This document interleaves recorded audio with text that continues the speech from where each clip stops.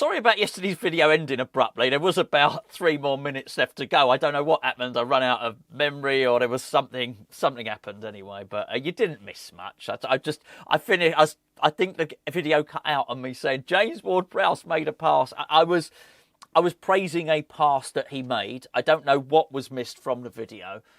But if I hadn't made that point already before the video cut out, I didn't want to see him play. I don't want to see him play. I'm a bit worried about a managerial blind spot with Graham Potter, that he's just going to carry on playing Ward-Prowse. And he's okay. He's okay. But I don't think he's necessarily what we need. And I don't think he's going to take the team forward in many respects. I think he's actually probably worse now than when he joined us. And what I mean by that is when James Ward-Prowse originally joined West Ham, even though he didn't score a free kick, he was still pretty deadly from corners. He was still offering assists. Go and look at his first season. I don't even think we have that now. I don't feel like we're a threat from corners. I don't feel like we have any particular threat from his set pieces. I just think we've got a really honest hard worker in James Ward-Prowse.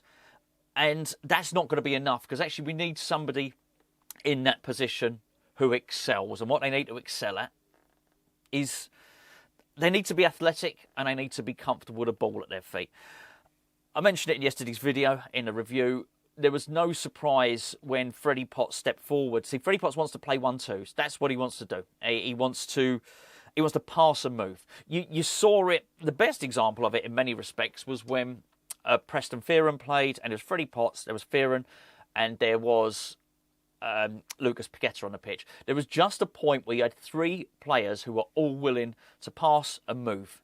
You just don't have that. And it's not because James Ward-Prowse is lazy. Anything but, in fact. But he just hasn't got, I guess, that footballing brain or the technique that's just going to make him a benefit when you want to start passing through teams. Which is, I think, what the other 2 of those players want to do. We also need legs. We're desperate for legs. We need energy. We really, really do need energy. And it just seems to be missing from the team. Now, this is why I was really pleased. There's two things that pleased me. It was that ex-West Ham United employee had said that we got bids in for players. That's good. I want to make sure there's bids in and we're actively looking at these players. The other thing that I was pleased of was after the game, Graham Potter alluded to that as well, that we're going to try and improve the squad. Now, it should have been done. I would have liked it to have been done before now, but we've got less than a month before transfer deadline day, less than 2 weeks before the start of the transfer window. But if I only think that Potts and Macaulay have signed 1 player, I'm pretty sure that majority of you watching this video will think the same. I think they've only signed 1 player, which is Magic Diouf. But certainly, the only player that really required any scouting was Diouf. I don't want to include the lad that signed from Celtic, because I mean it was Mark Noble pick, and he's not really going to play in the first team.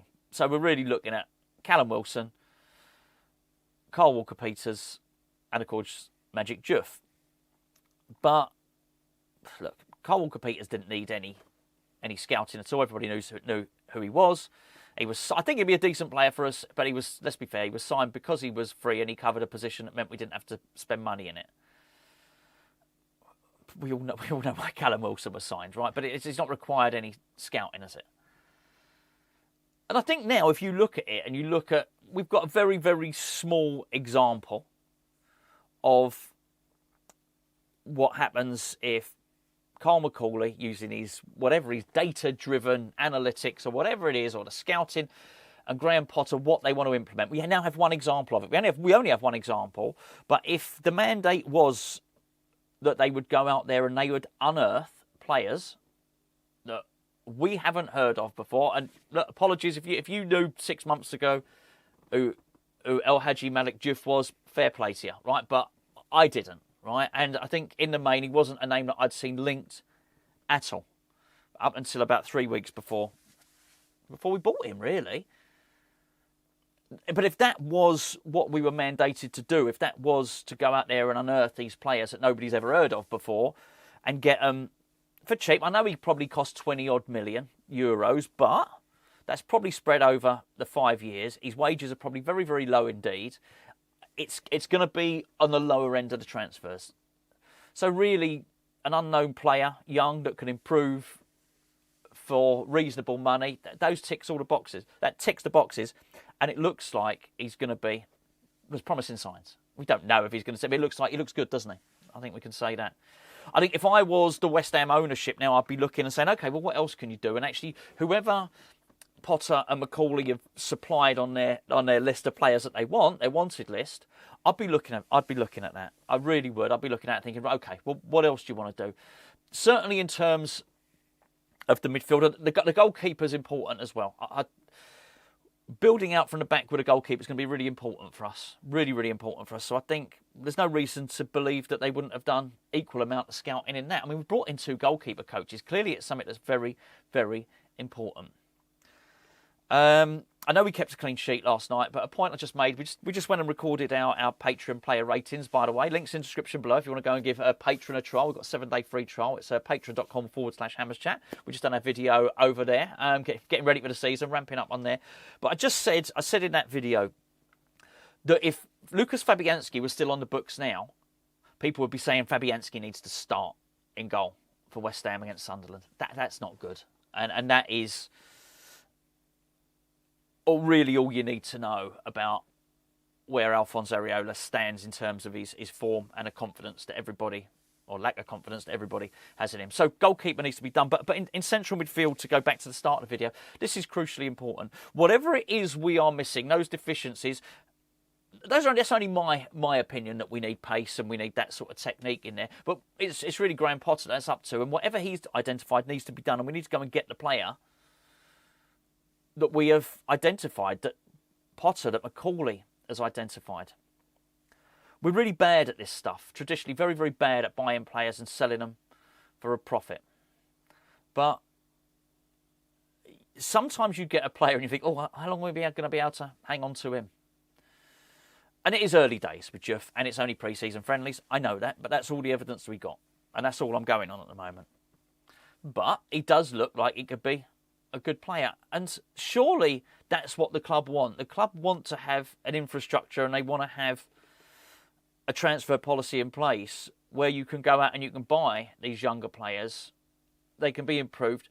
And then if you have to sell them, well, I was going to say you don't get your pants pulled down. You're actually able to. Because at the moment, we can't sell the players that we've bought. We can't sell, well, I know we didn't buy Guido Rodriguez, but you know what I mean. We brought him in, we can't sell him. There's a number of players that we can't get off the books. In essence, the players that we've signed have not been desirable. We've brought in 2 players. As far as I can see, it's actually 2. The first one was the loan for Evan Ferguson, right? But actually, I think he scored another goal for Roma the other day. Anyway, but whatever.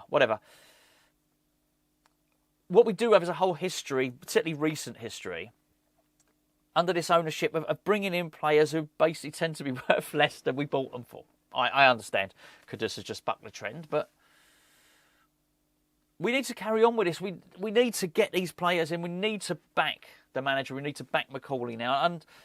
And to be fair, I was saying that anyway. I just wasn't particularly sure whether they could do the job or not.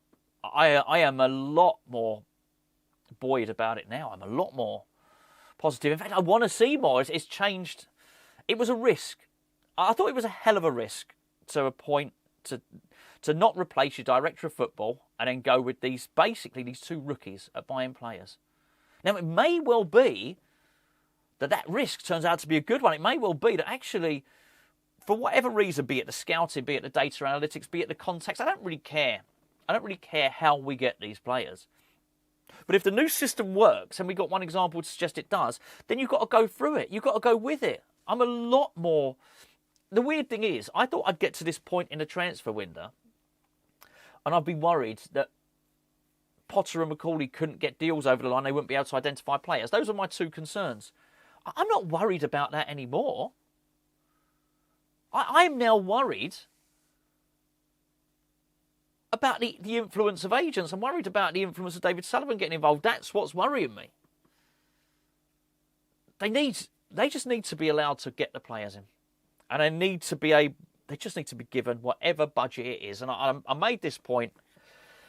I'll finish on this. Hopefully this video doesn't cut out. I'm trying to look at it now. Okay, should be about an 11-minute video. I understand why the talk has died down for Harvey Elliott. I get it. We were probably going to get Harvey Elliott as a replacement for Lucas Paqueta. And Lucas Paqueta's staying, hopefully, fingers crossed. That's great. That's great. But that still doesn't mean we don't get to bring anyone in. It just means that money gets to be spent on the central midfielder.